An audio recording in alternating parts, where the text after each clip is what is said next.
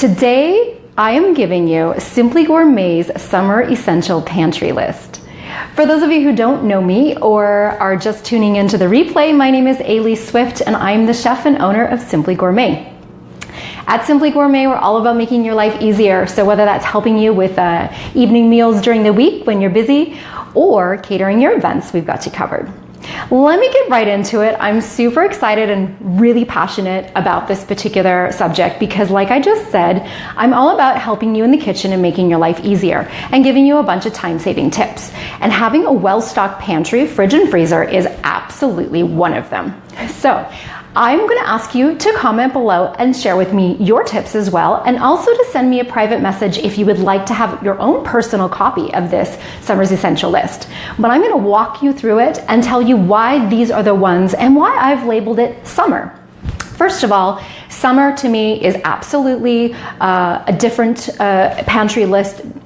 Well, some of them.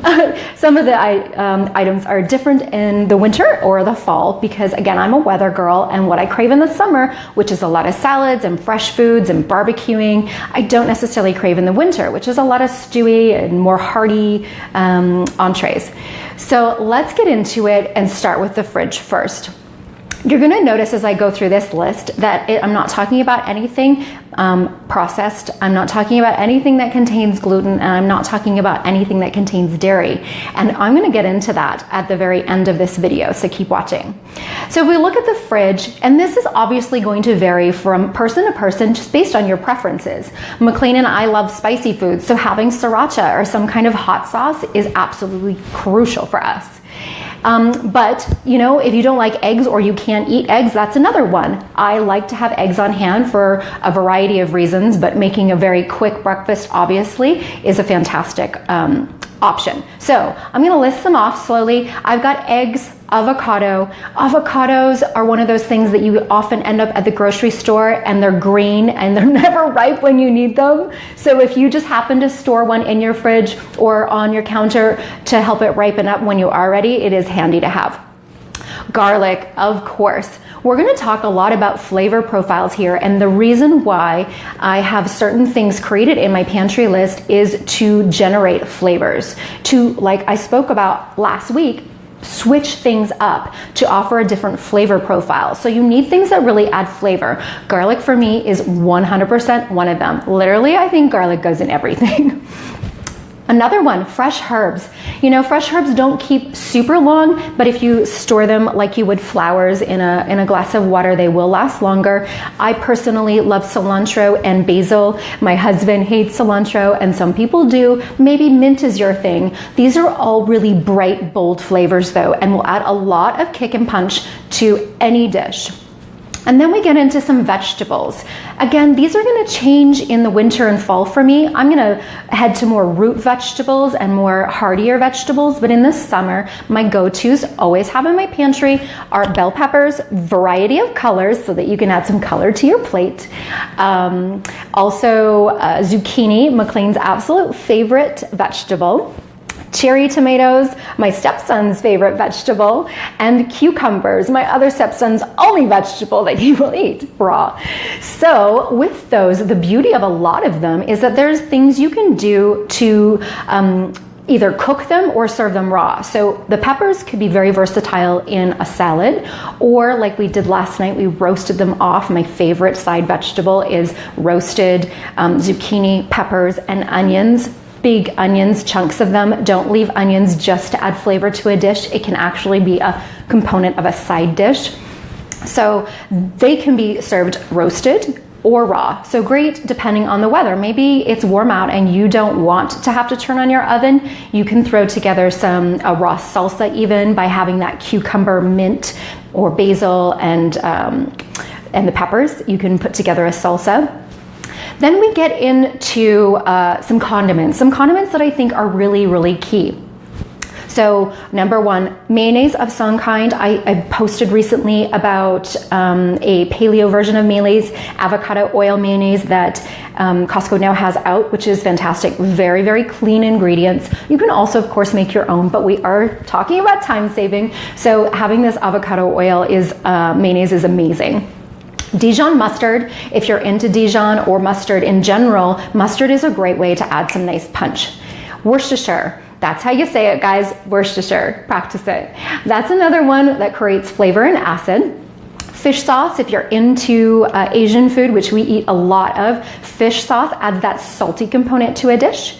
Same option being, well, not same option, but on the same lines, soy sauce or aminos if you're paleo and you don't want to eat soy, which I try to avoid as much as possible. There are different aminos out there, coconut aminos being one of them that offers a great alternative to soy sauce. Tastes pretty much the same. And obviously doesn't contain soy, but is very expensive. So that's just something to keep in mind. And then more citrus flavors. If you can't have fresh lemons and limes, at least at very minimum, have the pre-made juices of lemon and lime juice. When we talk about creating flavors and balancing flavors, there are some key points to consider. You are going to want an acid of some kind. So whether that mean a vinegar or a fresh citrus, you need an acid to create your first part of the flavor. The second one, you're going to need some sort of aromatics of herbs, garlic, something like that adds that freshness to it. You're going to want a salty component that could just be in the version of salt. It could come from your soy sauce. It could come from your fish sauce, depending on what flavor profile you're going for. And then you do actually want a little bit of sweet. It helps to balance all those flavors out. So my choice of sweet is honey. It's something I keep in my pantry. Maple syrup is something I keep in my fridge. Coconut palm sugar, which is readily available now, is another good option. And I'm not talking adding a lot of sugar to things, but sometimes you just need that hint to balance out the flavors. So finally, the last bit for the fridge freezer component is your proteins. The ones that I feel are really important to have on hand are steak, if you're a meat eater, obviously, some kind of ground meat, whether that be chicken, beef, bison, lamb, or sausages even, and chicken, because those are all things that can be extremely versatile, can be easily thawed, and can be done with a variety of dishes. So if you have ground meat of some kind, you could make a burger, you can make a meatball. There are so many options for it. So those are my kind of go-to proteins. And then the rest are proteins that I tend to just grab when I need them. You know, sometimes I stock fresh salmon because we make our salmon style sushi bowl recipe once a week. So I know that's gonna get consumed right away. But if you're not a person that eats a lot of fish, then I suggest picking that up fresh when you're craving it. So let's move over to the pantry dry section. And this is probably full of a lot of common ones like diced tomatoes, tomato paste. Those things are always handy to have on hand if you feel like whipping up a chili and putting it in your slow cooker before you go to work. Onions, obviously a no-brainer. I mentioned the honey, and I mentioned the acids. So my go-to acids in the pantry are apple cider vinegar, red wine vinegar, and rice wine vinegar. So all vinegars, but a little bit different take on each of them. You know, I might use the apple cider vinegar to balance out a tomato sauce, where I would use the rice wine vinegar in an Asian dish, like a stir fry, and the red wine vinegar if I was making a Greek salad. So just some different options for you. Coconut milk is another key one. I use coconut milk a lot as a non-dairy alternative.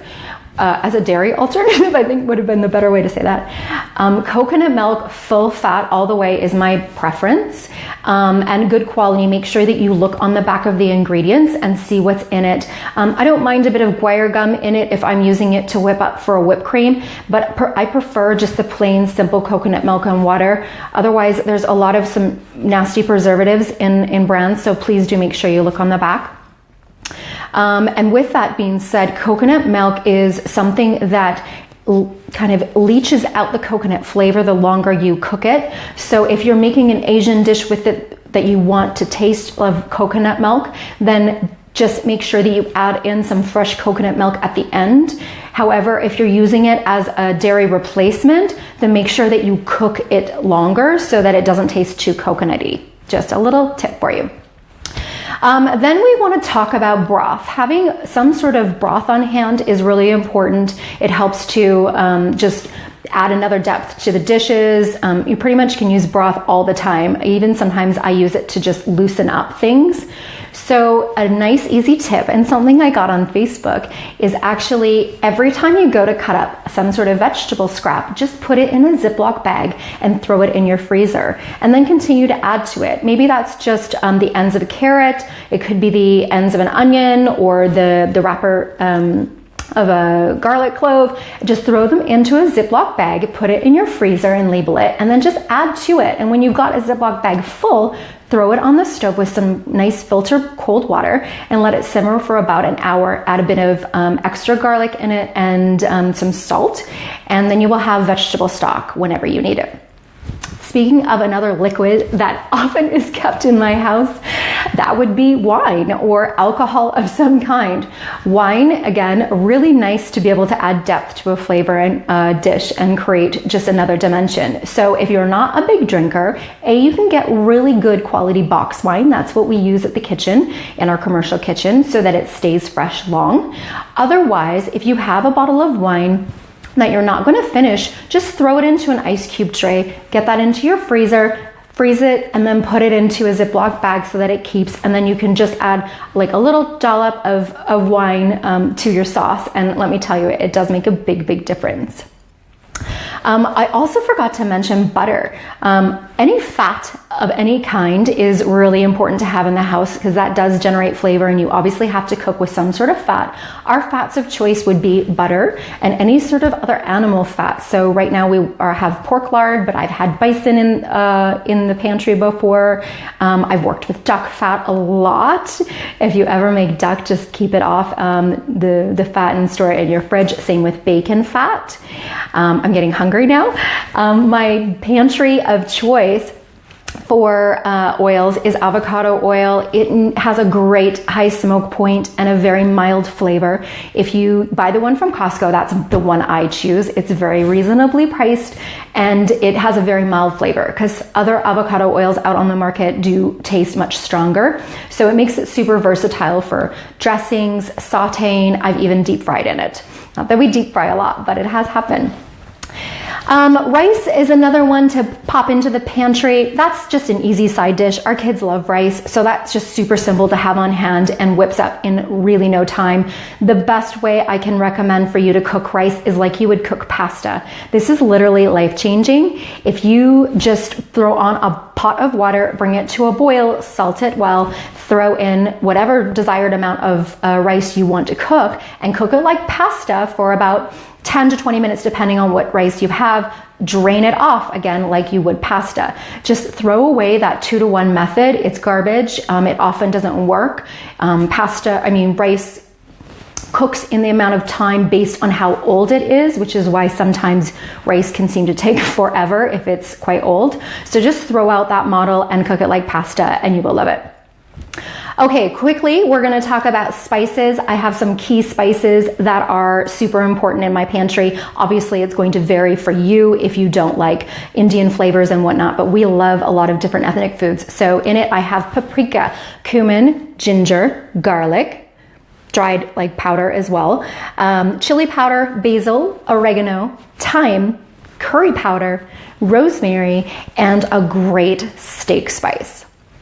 That brings me to a little plug on my butcher again. I spoke about him yesterday, and that wasn't yesterday, Sunday. And he is doing these sous vide ready meats. So what that does for you is enables you to have his amazing steak spice, which is, if you're in Calgary, that's the one I use. And he's already seasoned it up, vacuum sealed it, and it's ready to go in your sous vide. So a good steak spice a good one is important because sometimes I do just like salt and pepper, but his is amazing. So do check out Master Meats for their incredible steak spice. You, again, notice there was no dairy or processed food in this list. This is all just about eating nice, clean, whole foods, and obviously shake it up to what's important for you. But a lot of these flavors can allow you to generate flavors to tweak up your leftovers that you had the previous night. And it just means less time at the grocery store. So maybe you just have to pick up 1 or 2 components and get in and get out. Enables you to go to the express lane or the self-checkout versus standing in line. So that's why I want to make sure that you've got your pantry stocked, because it does just make it easier. So let's talk about what's happening next. First of all, before I forget, make sure, especially if you're tuning into this replay, that you make sure you send me a PM if you want your personal copy of my pantry list, and I will email that off to you in a PDF. But let's talk about what's happening next. I'm going to come live to you on Thursday, and this is a big topic, obviously one close to my heart, but something that comes up over and over and over again, not only for my personal friends and family, but for my clients. And it's how to live a gluten-free, dairy-free, or even a lifestyle that is about intolerances that you might be intolerant to corn, for instance, and you love it, or oats, for instance, was something that came up yesterday, and you are wondering how to make this happen easily. A lot of people can get overwhelmed by trying to change their diet. I changed my diet 5.5 years ago, and yes, I know how to cook, but I'm going to give you some tips on how to make your life easier when transitioning into either just a change in lifestyle and how you eat, or if you are being forced to it because of either celiac disease, a sensitivity, or an intolerance. So check me at Thursday. I will come at you live. I'm thinking maybe around the same time, 12:31, but I'll post it in the morning. And I can't wait to talk to you about eating an easy life with restrictions, if that's what it comes down to. Thanks again for joining. Enjoy the rest of your day, guys, and I look forward to seeing you Thursday.